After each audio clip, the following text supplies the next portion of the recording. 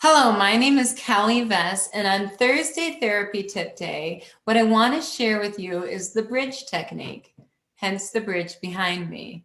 The bridge technique is where we use what the child loves or what the child's obsessed with as a bridge to teach new concepts and for them to engage in new experiences, because we know that the diversity of experiences will create new neuronal connections when neuroplasticity is at its highest level. So you probably know children like this who want to do the same activity every day. Many of them are on the autism spectrum disorder or even attention deficit disorder, and kind of obsess over the same activities. Well, it's really, really important that these children experience variety, because the research indicates that the ones that engage in a variety of activities will have better outcomes. So let me show you the bridge technique so we can get these children to engage in a variety of rich learning experiences. So the first idea I wanted to show you, I got from our group, our SLP creators and SLP creatives. And this week, I think her name was Lori, who left the idea.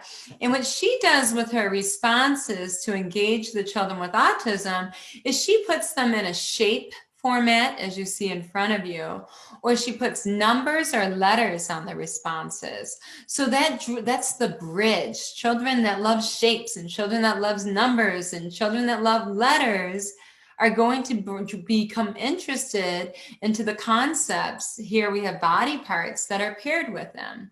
So I thought, what a great idea. I'm going to do that. And I tried that today with a child that is interested in shapes.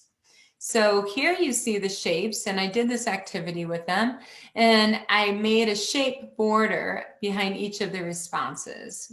Let me show you really quickly how to do that, because I think a lot of you work with children with autism who love shapes. So what I did is, if you just take one of these shapes here, before it was just a plain picture, square picture, clip art picture I downloaded. And if you go to the top, there's that crop picture right there on top. I'm going to do that right click down, go into shapes, and I'm going to find a shape. Okay, let's turn that into a circle. It says oval, but it's going to be like a circle. And then I'll press return. So I turned that into a circle. Now, when I do how do we lick ice cream, when I press on it, it's going to be a circle. So how did this child respond that loves shapes? I could do shapes with him every day. He loves shapes. I could do shapes galore. I can download shape activities from the internet, but I'm not helping the child by doing that. I'm not building new neuronal connections, because new creates neuronal connections. The brain says, oh my goodness, what are we doing? We're doing something new. I need to make a neuronal connection for that. It's really a neat process. We can explain it another time. But what the child did when I played this game with the child is the child was like, I was just like, what do we, and I take my pointer here.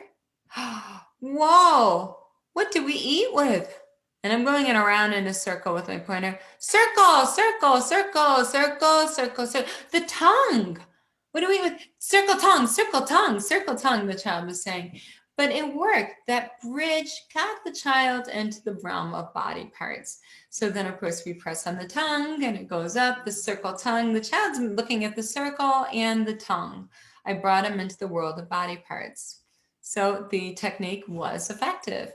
So later on, I worked with another child. He doesn't love shapes, but what he loves is his characters, popular characters. And I'm not going to say the name of this character. I got it from Creative Commons, the picture here, but he loves this character. So he would do anything for this character. This is his bridge, not shapes. So what I'm going to do with this character is I want to hide it behind the answer. So I'm going to bring it over here, hey, and I'm going to put the tongue on top of there. Okay, so now I'm going to say, now if the tongue doesn't go on top, okay, I'm just going to tell you that right now. We're going to just right click and we're going to change the order and make sure if the tongue goes on the bottom, we'll make sure to put it to the top, but it's already on the top, so we don't need to do that. You just press the order key. So what I tell this kid is I say, okay, we need to crack the code.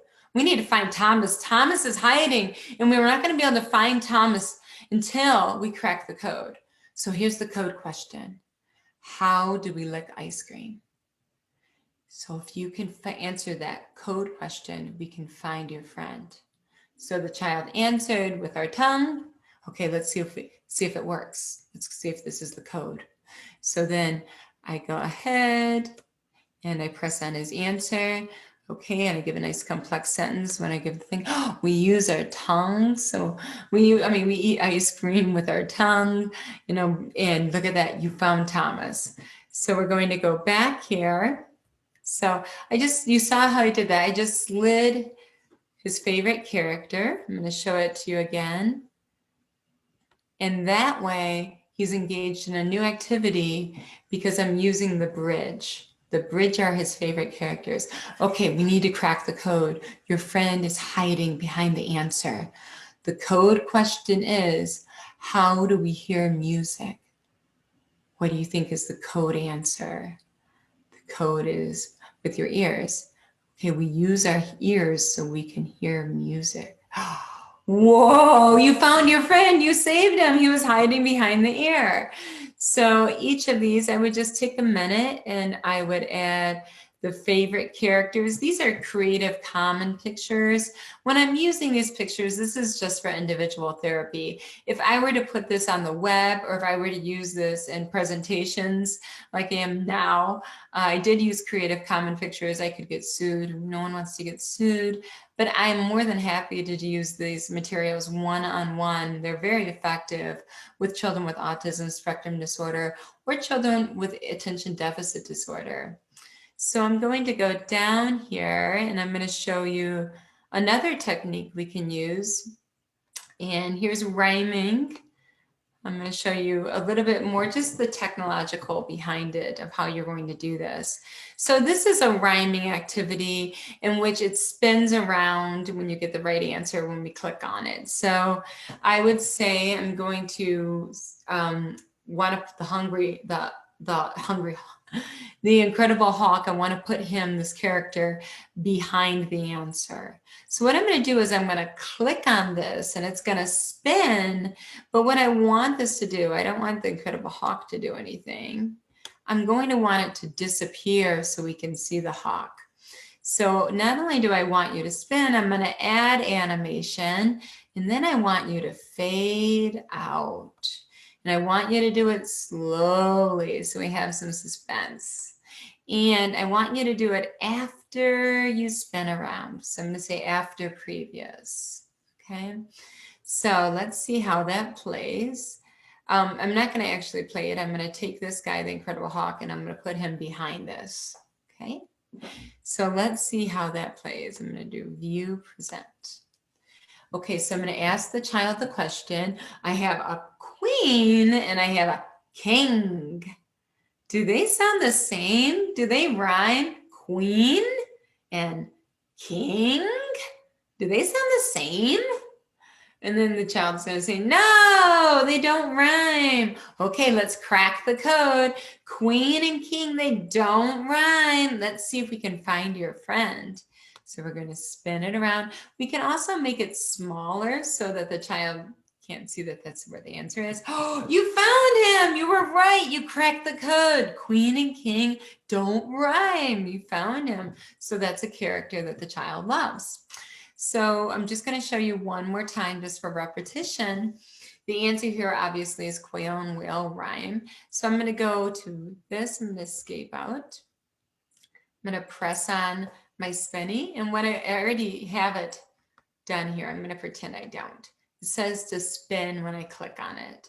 Well, I want to add, so I'm going to press on it first. I want to add animation because I want it to fade out to show Pika. So I'm going to do it slowly for drama. I'm not going to fade it in, I'll fade out so it disappears. So then I'm going to take this little guy. I'm going to hide him behind here. Now, you see, this is a good example. He's in the front, not behind. So I'm going to just right click, order, and I'm going to send him backwards. Why am I sending him back? Because there's a white piece of paper I kind of put as a border there, and that would hide him behind the white. So I don't want him that far back. I don't want him behind my white paper border I have here. So I'm going to say order, just send you backward behind that. Now you can see his ears. That kind of makes it fun for the children to guess who it is, but I can also make it smaller so that that doesn't stand out, because if you don't want to give them the answer, we can just kind of do that, make it a little smaller. So let's see how that plays. We can crack the code and find our friend, but we need to crack the code. Do quail and whale, quail, whale, quail, whale. Do they rhyme? Do they sound the same? Quail, whale? Yeah, let's see. They sound alike. Quail and whale rhyme. Let's see who you found. Oh, we're going to find our friend. Can you see? I think I didn't do with previous. I didn't click. Whoa, you found him.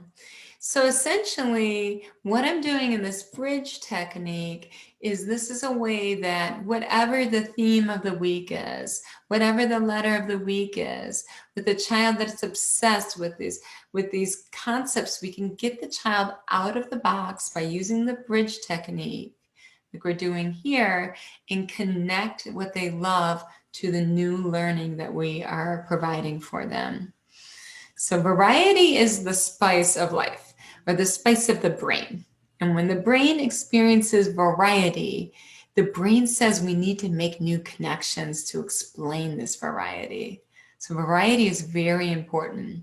Well, I hope you've had fun for this Thursday tip toolbox day for you. And I look forward to hearing from you. I look forward to your ideas, and I look forward to growing with you on this journey. Bye-bye.